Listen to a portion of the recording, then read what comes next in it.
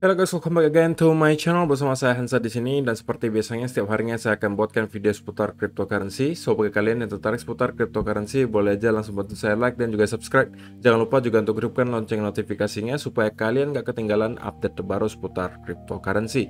Oke, pada hari ini guys, kembali kita akan bahas seputaran Bitcoin, dan seperti biasa kita akan mulai dari CoinMarketCap terlebih dahulu. Per hari ini secara global market cap crypto berada di angka 1,89 triliun dolar atau naik sekitar 1,95%. Nah, Bitcoin sendiri berada di angka 40.600-an, Ethereum 3.039, BNB 416 dolar, XRP 0,76, Solana 101, Terra 89, Cardano 0,93, dan Avalanche ada di urutan ke-10 dengan harga 77,36 dolar.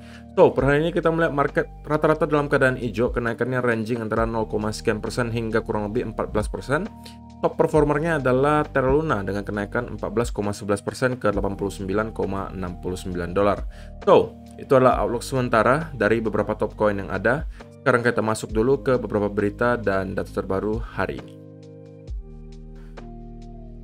Nah, yang pertama di sini disebutkan US dollar strength mimics 2020 coronavirus crash. 5 things to know in Bitcoin this week. Jadi menurut mereka ada 5 hal yang perlu kalian perhatikan di Bitcoin minggu ini. Ya, walaupun tidak semuanya menurut saya penting, tidak semuanya. Jadi kita nggak bakalan bahas satu persatu, kita hanya bakalan bahas yang lebih penting aja. Karena yang pertama di sini mereka hanya menyebutkan bahwa Bitcoin masih mampu maintain di atas 100 moving average ataupun 200 moving average. Ini adalah chart weekly, jadi 200 week dan 100 week moving average. Dan sebenarnya ya memang ini cukup penting juga untuk kadang-kadang kita update, karena 200 week moving average itu biasanya adalah salah satu indikator yang cukup akurat dalam memprediksi bottom dari sebuah bear market yang sekarang sudah berada kurang lebih di 21 ribuan. Itulah kenapa kita melihat banyak sekali orang-orang yang menargetkan 20 ribu sebagai bottom dari bear market kali ini. Salah satu indikatornya adalah tentunya 200 week moving average gitu ya.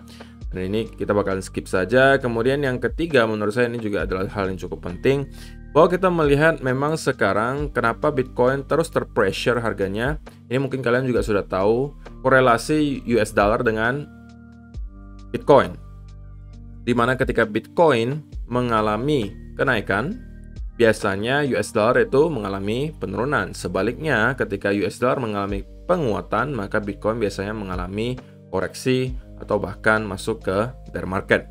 Nah, ini adalah perbandingan chartnya gitu guys. Kalau kalian lihat yang warna hijau ini adalah chartnya Bitcoin, oke, dan yang warna kekuningan ini adalah chartnya US dollar. Nah, menariknya kalau kalian perhatikan di tahun 2017 itu ketika terjadi parabolic rally di sini, yang terjadi pada US dollar apa? Kita mendapati penurunan yang cukup signifikan di US dollar, dan Bitcoin mendapatkan rally parabolik di sini.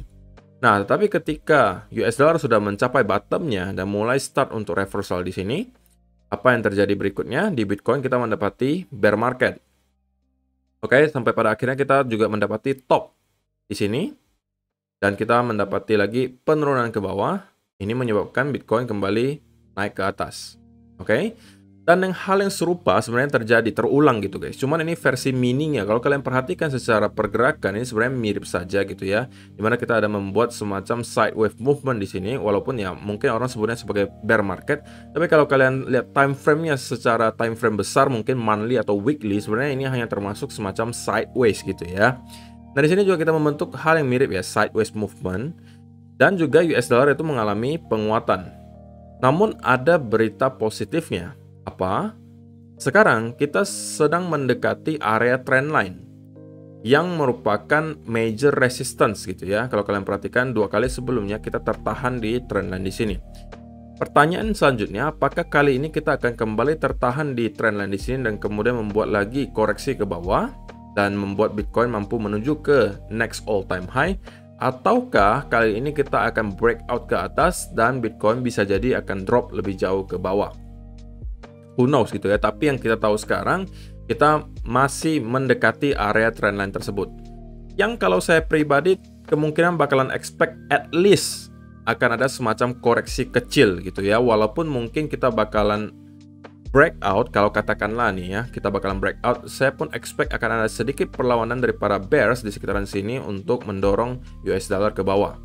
Karena kalau kalian perhatikan pergerakannya juga udah overextend di sini guys. Alias kita naik secara terus-menerus tanpa ada koreksi yang terlalu sehat menurut saya. Kalau yang terjadi di sini berbeda ya, kita naiknya tidak terlalu kencang, hanya merangkak naik seperti ini. Kalau di sini kalau kalian perhatikan ini naiknya kenceng banget gitu ya, dan sepertinya kita perlu waktu rehat walaupun misalnya kita bakalan breakout dari trend di sini. Jadi tentunya itulah sebuah berita baik ya buat kita para investor di cryptocurrency. Dan juga tentunya dari segi data on-chain, kita masih melihat exchange reserve atau stok Bitcoin yang berada di exchange dari ke hari terus mengalami penurunan, dan sekarang kita sudah mencapai titik yang sama ketika kita berada di tahun 2018 kemarin atau bahkan mungkin 2018 awal ya. Dan tentunya ini adalah sebuah berita positif, di mana kita belum melihat adanya perubahan sama sekali dari segi data on-chain. Kita masih melihat orang-orang terus membeli Bitcoin-nya, kemudian diapain? Dikeluarkan dari exchange. Sekali lagi, teori yang sangat simpel yang bisa kita pakai adalah teori supply and demand. Ketika supply-nya berkurang, demand-nya tetap ada, itu biasanya harganya akan naik. Apalagi kalau misalnya supply-nya tergerus atau berkurang, tapi demand-nya naik, itu akan membuat harganya jauh lebih cepat naiknya. Tapi kalau sebaliknya yang terjadi, supply-nya udah mulai banyak sedangkan demand-nya masih sama katakanlah atau berkurang, ya harganya bakalan turun, sesimpel itu gitu ya. Tapi tentunya sekali lagi guys, data on-chain seperti ini saya tidak bosan mengingatkan kalian, ini tidak bisa kalian gunakan untuk trading di 5-minute chart, 15-minute chart, 1-hour chart, itu tidak akan sesuai gitu. Ini hanya kalian jadikan pedoman untuk menjadi investor di jangka waktu yang panjang, untuk long term atau minimal mid term lah gitu ya. Kalau untuk short term saya rasa tidak akan berdampak sama sekali. Kemudian juga untuk sentimen, tentunya kita sekarang masih berada kurang lebih di area fear dan juga extreme fear. Kita masih bermain saja di sekitaran area tersebut, dan tentunya ini menggambarkan ya betapa uncertain-nya market sekarang. Tentunya kita belum mendapati sebuah hal yang sangat meyakinkan ya, sebuah sentimen atau katalis yang sangat besar yang bisa mendorong demand besar kembali masuk ke market. Karena sekarang investor tentunya masih kayak ragu gitu. Ragunya kenapa? Ya sekali lagi, berbagai hal yang sedang terjadi di dunia sekarang, baik itu dari segi perang antara Rusia dan Ukraina yang sekarang diisukan akan berkembang menjadi perang dunia ketiga. Itu tentunya membuat investor juga ngeri gitu ya masuk ke market. Kedua juga tentunya kita sudah mendekati bulan Mei, oke, di mana bulan Mei diekspektasikan tentunya The Fed akan melakukan kenaikan suku bunga lagi, dan juga tentunya mereka juga diekspektasikan akan mengurangi balance sheet mereka, yang semua tersebut biasanya akan berdampak tidak terlalu baik untuk stock market. Sekali lagi, stock market itu biasanya juga berkorelasi dengan harga Bitcoin ya guys. Ketika stock market terutama tech stock ya, atau saham yang berkaitan dengan teknologi di US itu, pergerakannya korelasinya cukup tinggi. Dan nanti kita akan lihat chartnya yang menggambarkan hal tersebut gitu ya. Dan ya, itu adalah artikel pertama yang menyebutkan beberapa hal yang menurut mereka penting untuk kalian ketahui di minggu ini. Nah, yang berikutnya ini kembali juga lebih ke segi data on-chain dari Dylan Leclerc. Dia mengatakan Thursday was the fourth largest day of Bitcoin net outflow in the history of Coinbase. Jadi hari Kamis kemarin adalah hari di mana kita melihat ada outflow keempat terbesar sepanjang sejarah Coinbase. Jadi ada para paus yang melakukan akumulasi dan menarik Bitcoinnya keluar dari exchange, itu jumlahnya sangat besar. Bahkan saking besarnya itu adalah hari atau jumlah keempat terbesar sepanjang sejarah Coinbase, yaitu adalah kurang lebih di 29.156 Bitcoin. Yang kalau kalian jadikan value secara USD itu mungkin kurang lebih $1 miliar gitu ya. Dan sebelumnya kita juga pernah melihat beberapa kali hal ini terjadi, di mana di sini kita melihat ada 30.000, 30.000, dan yang tertinggi itu adalah di pertengahan tahun 2017-2018. Ketika itu bahkan sampai 47.175. Yang menurut saya perlu kalian notice adalah bahwa di tahun 2021 hingga 2022 kita lebih dominan itu melihat akumulasi yang terjadi, bukan distribusi. Kita hanya melihat sesekali ada spike tinggi seperti ini. Oke, dan itu pertanda bahwa orang-orang melakukan distribusi atau para paus melakukan penjualan di sekitaran sini. Tapi selebihnya kalau kalian lihat itu cenderung kita mendapati fase akumulasi secara terus-menerus. Apa yang terjadi kalau ini terus-menerus terjadi?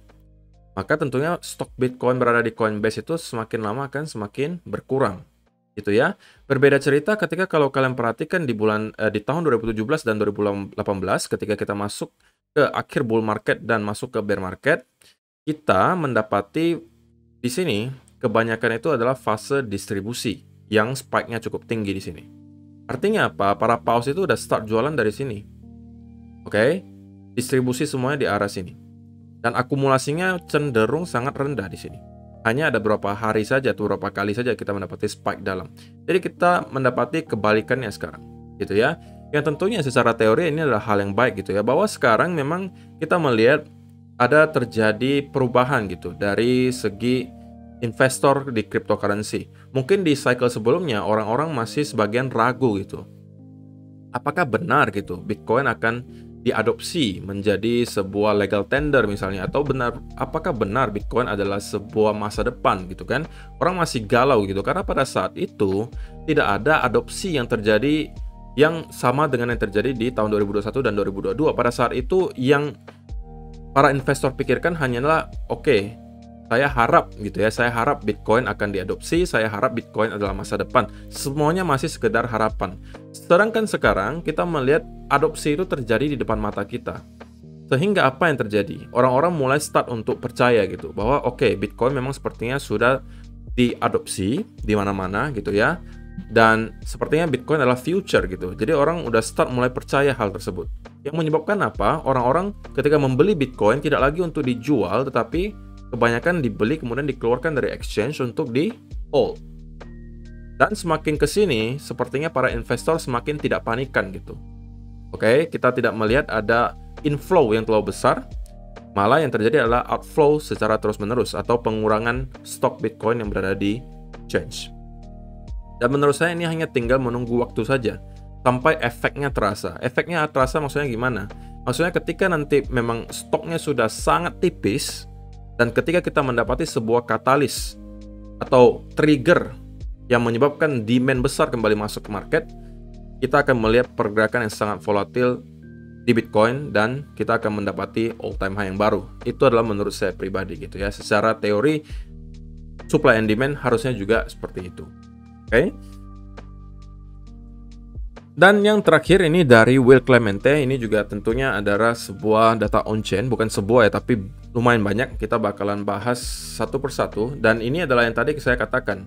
Ini adalah chart yang menggambarkan korelasi antara Bitcoin dengan tech stock atau saham yang bergerak di bidang teknologi di US. Nah, ketika kalian melihat ini histogramnya tinggi seperti ini, berarti ketika itu korelasinya sangat tinggi.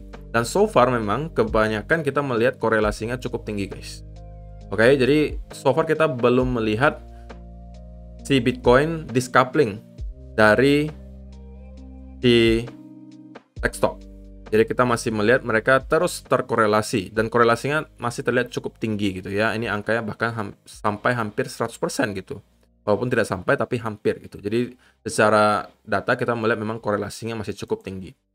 Kemudian yang kedua tentunya ini udah kalian ketahui juga, bahwa kita udah mencapai all time high baru di supply not move in at least 1 year, atau supply Bitcoin yang tidak gerakkan selama lebih dari setahun. Kita udah mencapai all time high-nya di angka 63,7%.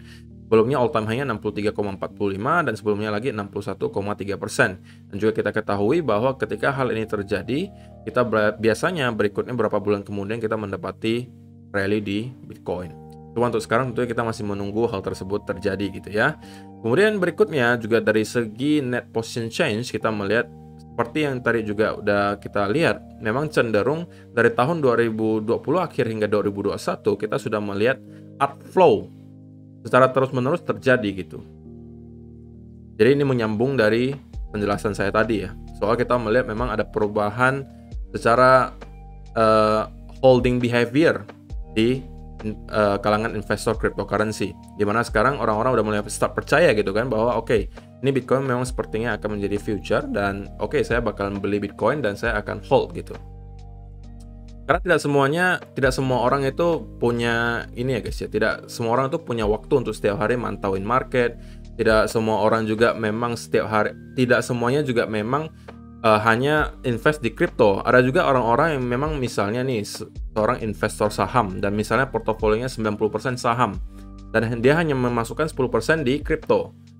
Dan biasanya kalau yang seperti itu mereka nggak akan terlalu peduli dengan kriptonya karena toh cuma 10%. Dia mungkin cuma anggapannya sebagai diversifikasi. Jadi mereka hanya paling membeli 10%-nya kemudian ditarik keluar dari exchange dan dibiarkan di hold gitu. Kali-kali memang masa depan Bitcoin-nya dan kita akan melihat Bitcoin naik tinggi jauh harganya dan mereka bisa mendapatkan cuan. Gitu ya. Dan itu adalah yang ketiga. Exchange net position change-nya juga masih terlihat cukup oke. Terakhir, illiquid supply shock-nya juga masih terlihat menanjak naik ke atas, alias jumlah Bitcoin yang tidak lagi liquid, itu terus mengalami kenaikan. Dan memang kalau misalnya kalian perhatikan beberapa kali sebelumnya ketika hal ini terjadi, saya udah sering sampaikan ya, ketika divergence ini terjadi. Divergence itu artinya apa? Ketika Bitcoin harganya terus ditekan ke bawah, sedangkan illiquid supply-nya udah mulai naik, ya ini kita melihat ada semacam divergence, perbedaan gitu ya, dari segi indikator dan juga dari segi chart. Biasanya tidak lama kemudian kita akan mendapatkan efek ketapel. Walaupun so far tentunya kita belum mendapatkan hal tersebut terjadi, tapi saya pribadi dalam hati kecil masih percaya gitu bahwa hal tersebut akan terjadi, tergantung waktunya saja kapan. Dan salah satu hal yang masih menahan kita adalah pertama menguatnya US dollar. Kedua adalah sebuah trigger atau katalis besar yang mendorong demand besar kembali masuk ke market. Ya. So, itu adalah beberapa berita dan data terbaru hari ini yang pengen saya sampaikan untuk kalian. Sekarang kita masuk dulu ke chartnya Bitcoin dan kita mungkin bakalan mulai dari chartnya US dollar terlebih dahulu. Nah, menyambung penjelasan yang tadi kalau kalian perhatikan, nah ini adalah pergerakan chart US dollar, gitu ya. Dan yang kita sebutkan tadi ini adalah trend line-nya guys. Ini adalah trend line yang sekarang kita lagi pantau. Ini mungkin agak sedikit saya rapikan. Oke, nah mungkin modelnya kurang lebih seperti ini. Dan kita mendekati area trend line tersebut guys. Nah pertanyaan selanjutnya tentunya seperti yang tadi saya sampaikan. Apakah kita akan breakout ataukah kita akan kembali membuat down movement seperti ini? Oke, jika ini yang terjadi, kita membuat down movement seperti ini. Menurut saya itu akan menjadi sebuah trigger juga untuk Bitcoin mampu menuju ke all-time high yang baru, gitu ya, karena melemahnya US dollar. Tetapi sebaliknya, apabila kita mendapati di sini hanya sebuah koreksi, kemudian kita breakout dari sini, maka bisa jadi kita akan membuat satu lagi bull trap ke atas di chartnya Bitcoin, kemudian kita mungkin akan masuk ke bear market, gitu ya. Kalau ini terjadi, di mana kita hanya koreksi, kemudian kita breakout ke atas. Kalau ini yang terjadi, maka bisa jadi kita akan membuat satu lagi bull trap atau dead cat bounce di Bitcoin dan kita akan menuju ke bear market. Itu adalah pandangan saya terhadap korelasi Bitcoin dan juga US dollar. Tapi kalau ditanya, menurut saya probability-nya seperti apa? Saya bisa dengan cukup yakin mengatakan bahwa ketika kita nyampe ke area trend di sini, at least menurut saya akan ada semacam koreksi terlebih dahulu. Gitu ya, sebelum kalau memang kita pengen breakout. Karena di sini kita juga udah overextend, Bahkan kalau kalian perhatikan di weekly chart sekalipun, chart di XY ini sudah dalam area yang overbought. Dan kita jarang sekali guys, jarang banget melihat weekly chart itu mendapati area yang ekstrim seperti ini. Baik itu oversold maupun overbought. Tetapi ketika kita mendapatkan hal tersebut, biasanya itu bakalan sangat powerful. Artinya apa? Tidak lama setelah kita mencapai area ekstrem ini, biasanya kita akan kemudian mendapati semacam reversal, gitu ya. Dan sekarang kita juga udah mendapatkan hal tersebut, di mana kita udah mencapai area overbought, gitu ya. Tidak untuk mengatakan bahwa kita akan langsung drop seperti ini, tapi kita harus tahu bahwa kita sudah berada di area puncaknya, sudah mencapai area yang sangat overbought, dan biasanya nih guys, secara probability akan condong kita mendapati, akan lebih cenderung kita mendapati koreksi, gitu ya, daripada kita terus melanjutkan kenaikan ke atas. Ya walaupun tentunya kita masih bisa breakout, tapi menurut saya seperti yang tadi saya sampaikan, at least menurut saya akan ada semacam perlawanan di trenan di sini dan mendapatkan koreksi terlebih dahulu. Dan dari sini kita baru lihat lagi apakah kita akan benar-benar membuat low lagi ke sini ataukah kita akan breakout ke arah atas, gitu ya. Jadi itu adalah chartnya US dollar. Dan sekarang kita lihat ke chartnya Bitcoin. Dan ya kita mungkin akan pantau di daily chart saja gitu ya. Dan kalau misalnya kalian perhatikan di chartnya Bitcoin kemarin itu daily chart kita membuat lagi-lagi semacam wick di sini ya guys. Dan saya udah ingatkan semalam bahwa kalian harus waspadai hal ini. Dimana kita hanya membuat sebuah fake out dan kembali naik ke atas. Oke? Dan sekarang kita mendapati ada sebuah candle yang cukup menarik gitu ya. Beberapa kali sebelumnya ketika kita mendapati candle semacam ini, maka hari-hari berikutnya kita akan mendapati rally yang cukup kencang. Di sini juga sama, gitu ya. Nah, apakah hal yang sama akan terulang? Bisa jadi, oke. Sekali lagi, selama kita mampu maintain di trendline ini, atau di pattern ascending channel ini, maka selalu ada kesempatan kita untuk bolak-balik di sekitaran sini, guys. Oke, selama kita belum valid breakdown ataupun breakout ke arah atas. Nah, ini dari segi daily chart, gitu ya.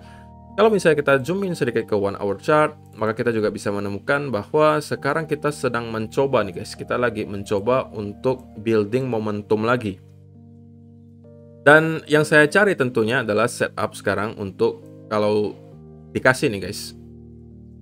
Seperti yang saya sampaikan kemarin, saya akan cari setup untuk buy kalau misalnya kita dikasih pattern. Katakanlah di sini ada inverse and shoulder nantinya.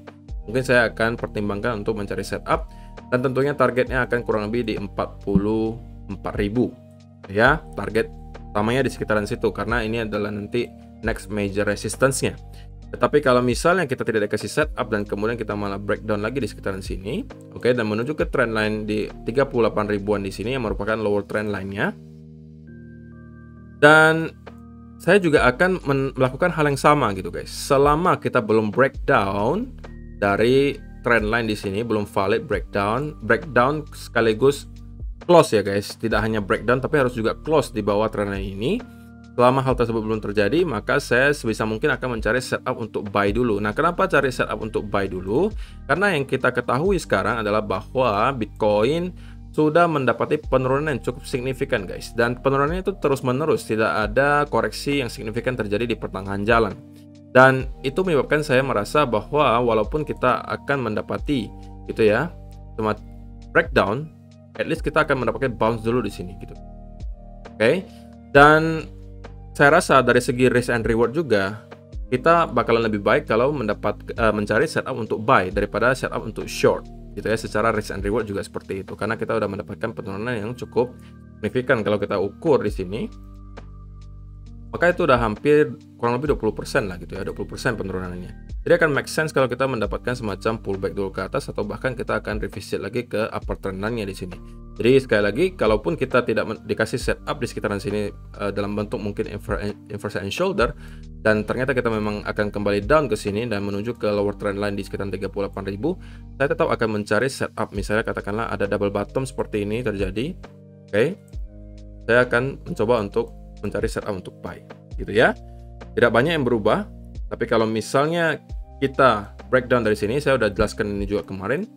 Selama kita belum breakdown, saya akan cari setup untuk buy. Tapi kalau kita udah breakdown sekaligus close di bawah area tersebut dan consolidate, maka ini adalah saat bagi saya untuk mencari setup untuk short. Jadi sesimpel itu ya guys. Saya tidak perlu juga menebak arah market bakalan kemana. Yang saya perlu lihat hanya apa yang market kasih ke saya. Kalau market kasih ke saya yang A, saya masuk. Market kasih saya yang B, saya juga masuk. Market kasih saya yang C, ya saya juga masuk. Saya adaptasi saja dengan apa yang dikasih oleh market. Jadi saya nggak juga terlalu pusing gitu. Market habis ini bakalan kemana, saya harus nebak ini, itu, nebak itu. Karena kita juga nggak bisa gitu guys. Kita nggak bisa menebak secara pasti market bakalan kemana. Kita hanya bisa melihat apa yang market kasih ke kita dan kita melakukan reaksi terhadap apa yang pasar kasih. Sesimpel itu. Ketika kalian dikasih A dan kalian melihat setup-nya jelas, risk and reward-nya baik, sudah ambil saja. Kalau ternyata toh salah, kalian akan terprotek oleh stop loss dan juga terprotek oleh risk management kalian yang baik. Kalau itu kalian terapkan semua, menurut saya kalian akan fine-fine saja berada di crypto market. Gitu ya. So, itu aja sih untuk hari ini guys. Terima kasih yang sudah menonton sampai selesai video hari ini. Semoga bermanfaat dan kita akan bertemu lagi di video yang berikutnya. Bye-bye.